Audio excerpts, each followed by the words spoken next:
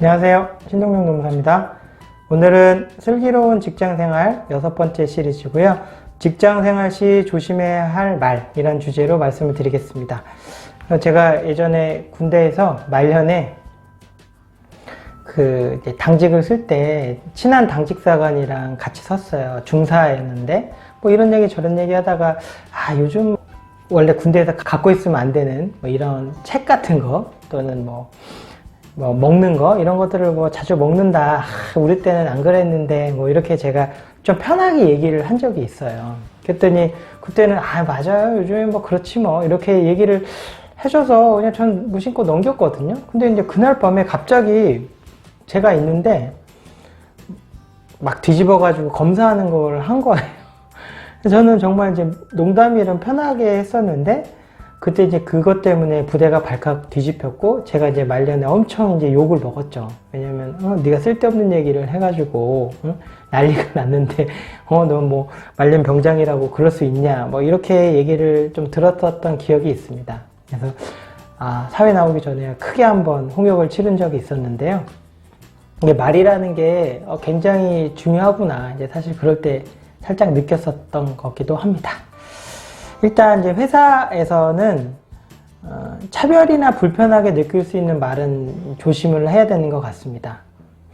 요즘은 아시겠지만 요즘 젊은 MZ세대라고 하시는 분들은 내 생활에 대해서 알려고 하는 것 자체도 되게 기분 나빠 하잖아요. 그 다음에 남에 대해서 알려고 하지도 않고 그러다 보니까 보통 소위 이제 꼰대 세대들이나 우리는 그냥 친근감의 표현으로 얘기를 하는 것들이 MZ세대 분들이 불편하게 느끼는 경우가 좀 많이 있는 것 같아요. 이제 그런 것도 좀 주의를 해야 되는 것 같고, 특히나 종교와 관련된 문제, 나는 기독교를 되게 싫어한다, 나는 불교를 싫어한다거나, 그렇다고 해서 종교를 갖고 있는 분을 좀 비난한다거나, 아니면 돌려서 살짝 얘기를 한다거나, 출신 지역, 대학, 좋은 대학 나왔냐, 나쁜 대학 나왔냐, 이런 것들이라든가, 결혼을 왜 안 하냐, 결혼을 했는데 왜 그런 사람이랑 했느냐, 이런 것들이라든가, 너는 결혼을 했는데 왜 애를 안 낳느냐, 이런 거 있잖아요.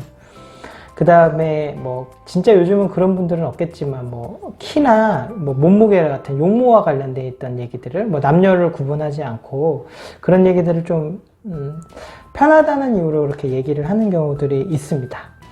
특히나 여자와 남자와 관련돼 있어서 남자가 말이야, 여자가 말이야, 또는 며느리가 이렇게 해야 된다든가, 주부는 이렇게 해야 된다든가, 이런 것들 있잖아요.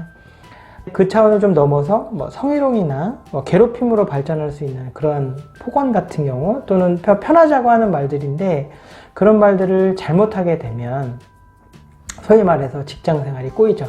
그 앞에서는 농담처럼 받아줄 수 있지만 속으로 이 사람이 그런 생각을 가지고 산단 말이야? 그러면서 사실 이미지에 큰 타격을 입을 수도 있고 회사 생활이 힘들어질 수 있기 때문에 여러 가지로 조심하셔야 된다고 생각을 합니다. 그래서 차별이나 불편하게 느낄 수 있는 말들을 자제를 해야 되는데 그럼 그런 게 너무 많잖아요. 그러니까 애초에 저 사람의 캐릭터라든가 서로 얘기를 모르는 상태에서 그런 대화 자체를 안 하시는 게 좋죠. 특히 정치 얘기 같은 것도 마찬가지겠죠. 그래서 다만 확인된 사실, 이 사람과 나는 같은 고향이고 같은 군대를 나왔고 같은 대학을 나왔거나 만약에 그렇다고 그러면 그 주제에 대해서 편하게 얘기해도 된다고 생각이 되면 그런 주제는 충분히 할 수 있는데 이 사람이 이 대화에 대해서 불편할지 좀 대화하고 싶지 않을지도 모르는 상태에서 그런 걸 주제를 확 꺼내서 내가 좋자고 얘기하는 것들도 사실 조심을 하셔야 되는 것 같습니다. 두 번째는 당연히 아시겠지만은 뒷담화 조심하셔야겠죠. 사장 욕을 한다거나 상사 욕을 하는 거 사실은 그런 재미에 회사 다닌다고 하기도 합니다. 근데 희한한 게 욕을 하게 되면 어떻게든 알게 되는 경우가 많더라고요.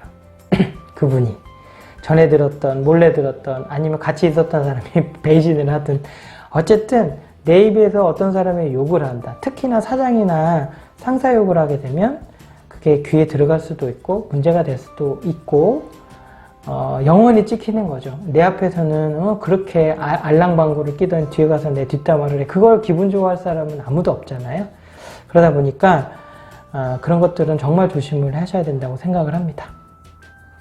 저도 예전에 다른 영상에서 한번 말씀드린 적이 있는데 실컷 막 얘기를 했어요. 서로 뭐 사장욕을 막 했거든요. 근데 나중에 알고 봤더니 그분이 사장님의 뭐 먼 친척이었던 거예요. 그래서 우리끼리 한 얘기인데 한참 있다 보면 사장이 뭐 알고 얘기를 하는 거예요. 그거에 대해서. 도대체 이게 어떻게 알지? 뭐 녹음기가 있나 그랬더니 결국은 이제 그분이 전달을 했던 경험이 있습니다. 그래서 정말 뒷담화는 안 하셔야 된다고 생각을 합니다. 저도 사실은 가끔 하는데 좀 고쳐야 되는 거라고 생각을 합니다.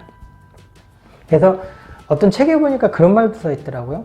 전략적으로 직장 생활을 잘 하려면 뒷담화하는 자리에서 앞으로 칭찬을 해라. 없는 자리에서 막 없는 칭찬도 만들어서 막 해라.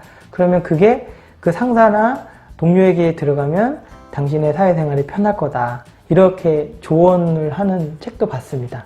뭔가 일리가 있는 얘기인 것 같아요. 그래서 뒷담화는 하지 않으시고 정말 신분이 확실하신 분들끼리는 뭐 얘기를 하실 수는 있겠지만 아무래도 뒷담화 조심하셔야 될 것 같고요.